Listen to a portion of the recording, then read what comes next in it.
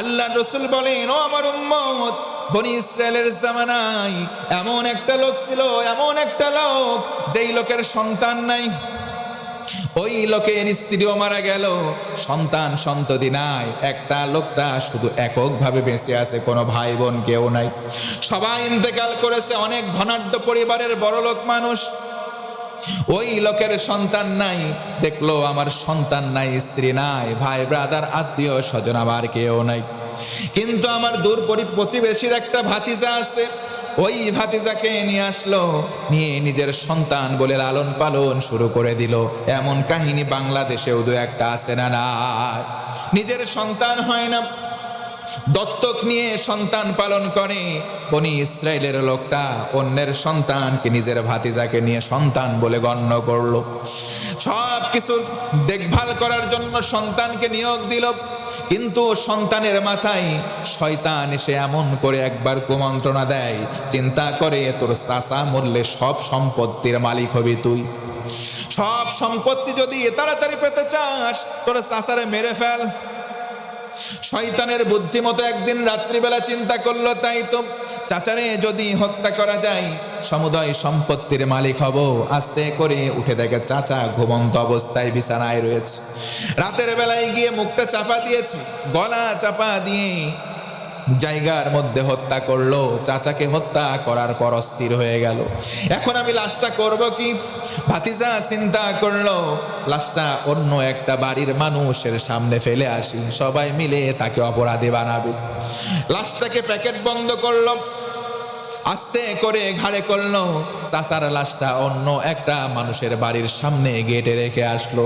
নাউজুবিল্লাহ বলেন, নিজে হত্যা করলো। নিরপরাধ একটা মানুষ তার বাড়ির সামনে লাশটা রেখে আসছে, নিজে হত্যা করে অন্যের নামে মামলা চালায়া দেয়।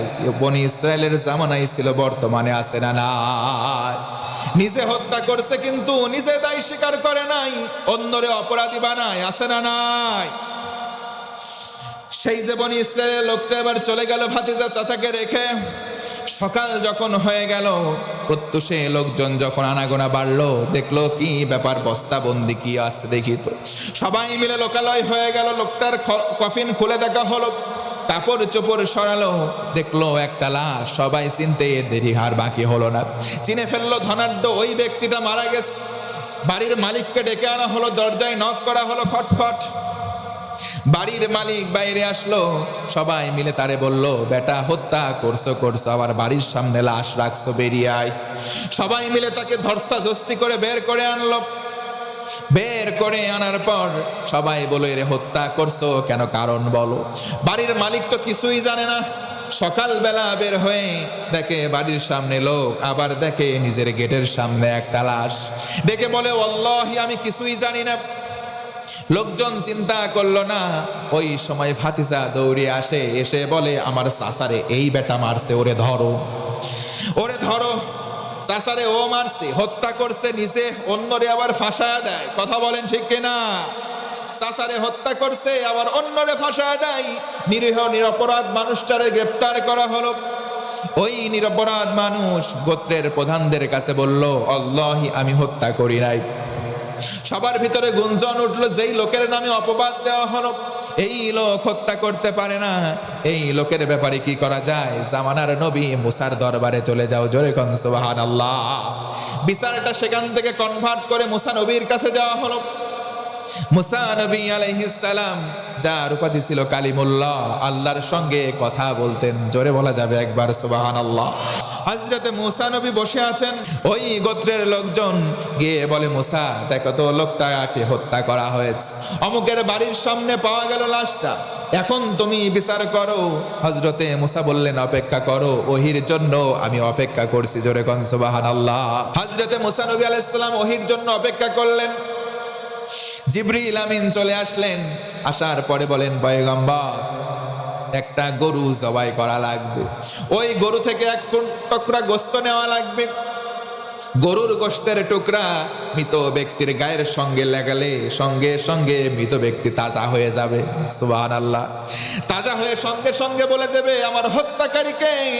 আর কারো কাছে দ্বারস্থ হওয়ার দরকার নাই, কাউকে গ্রেপ্তার করার দরকার নাই, জোরে বলেন আল্লাহু আকবার। মুসা নবীর কাছ থেকে থিউরি নিয়ে তারা চলে গেল, গোত্রের সবাইকে বলে দিল। মুসা নবীর কাছে গেলাম, বলল গরু জবাই করে গোশতের টুকরা ওই লাশের গায়ে ঠেকাও। এবার গোত্রের একজন বলল, এক কাজ করো, মুসার কাছে আবার যাও, গিয়ে বলো কেমন গরু, গরুটা বকনা গরু নাকি এড়ে গরু। এমন উল্টা পাল্টা প্রশ্ন বাংলাদেশেও আছে না নাই? ওই যে ফাসআলু আহলাদ যিকর, তোমরা না জানলে জিজ্ঞেস কর। আল্লাহর রাসূল বলেন, ওই বনি ইসরায়েলের লোক যদি পাল্টা কোনো প্রশ্ন না করতেন, যে কোনো একটা গরু জবাই করে গোশত ঠেকালে কাজটা হয়ে যেত, কিন্তু তারা নিজেদের জন্য কঠিন করে নিল। এবার নবী মুসার কাছে যাই, গিয়ে বলে, মুসা বলো তো গরুটা কি হবে, ছেলে গরু না মেয়ে গরু? মুসা নবী আবার খামোশ হয়ে গেলেন, ওহির জন্য অপেক্ষা করলেন। আবার এসে বললেন, যাও একটা বকনা গরু জবাই করো। বকনা গরুর কথা শুনে তারা বলল, ঠিক আছে, ভালো কথা, বকনা গরু জবাই করব। ওই গরুর গায়ের রং কেমন, গায়ের রংটা শুনে আসো। আবার তারা জটিল করে নিল। নবী মুসা বললেন, এই রঙের একটু হলুদ মেটে। জোরে কোন আল্লাহু আকবার। আবার চলে আসলো, যাও যাও মুসার কাছে আবার যাও, গরুর বয়সটা কেমন হবে, ছোট হবে, বৃদ্ধ হবে নাকি মাঝারি হবে? শয়তানি প্রশ্নের ভিতরে আছে না নাই? আরো জোরে বলেন, আছে না নাই? নবী মুসার কাছে আবার যাওয়া হলো। আল্লাহ রব্বুল আলামিন এমন একটা বর্ণনা দিলেন, বর্ণনা অনুযায়ী আর গরু কোথাও খুঁজে পাওয়া গেল না। জোরে কোন আল্লাহু আকবার। ওই বর্ণনার গরু কোথাও খুঁজে পাওয়া গেল না। অনেক কষ্টের পর অনেক দূরে একটা গরুর সন্ধান মিলল, কিন্তু সহজে ওই লোকটা গরু বিক্রি করবে না। বলল, গরু বিক্রি করতে পারি, এই গরুর অনেক দাম। কেমন দাম? বলে, পাল্লা কায়েম করব, এক পাল্লার মধ্যে আমি দেব গরু, আরেক পাল্লাই সোনা। স্বর্ণ তোমরা দেবা গরুর ওজনে, যদি সোনা দিতে পারো তবে গরু বিক্রি করব। বাধ্য হয়ে সবাই মিলে সোনা দিয়ে গরু কিনছে। আল্লাহু আকবার। এই জন্য বেশি বেশি প্রশ্ন করা যাবে। আল্লাহ রাব্বুল আলামিন বলেন, কোরআন দিলাম তোমাদের কাছে, কোরআন হলো ইলমের একমাত্র সোর্স, একমাত্র উৎস। কথা বলেন ঠিক কিনা? আল্লাহ রাব্বুল আলামিন বলেন, আলহামদুলিল্লাহিল্লাযী আনজালা আলা আবদিহিল কিতাব ওয়া লাম ইয়াজআল লাহু ইওয়াজা। সমস্ত প্রশংসার মালিক হলাম আমি আল্লাহ। আমরা যদি বলি কেন আল্লাহ, আল্লাহ বলেন, আমার বান্দার প্রতি এমন একটা কোরআন দিলাম, আমার বান্দার প্রতি এমন একটা কিতাব দিলাম, যেই কিতাবের মধ্যে কোনো আড়ষ্টতা নাই, যেই কিতাবের মধ্যে কোনো গোপন কথা নাই, এমন একটা উন্মুক্ত কিতাব দিলাম। এই কারণে শুকরিয়া করো। সুবহানাল্লাহ। আল্লাহ রাব্বুল আলামিন আরো বলেন, তাহা মা أنزلنا عليك القرآن لتشقى। জোর গলায় একবার আল্লাহু আকবার। তাহা মা আনজালনা আলাইকাল কুরআন লিতাশকা। ও রাসূল, কোরআন এই জন্য দেই নাই আপনার ভাগ্য নষ্ট হবে না, কোরআন এই জন্য দিলাম যাতে করে আপনার ভাগ্যটা সুপ্রসন্ন হয়। জোরে কোন সুবহানাল্লাহ।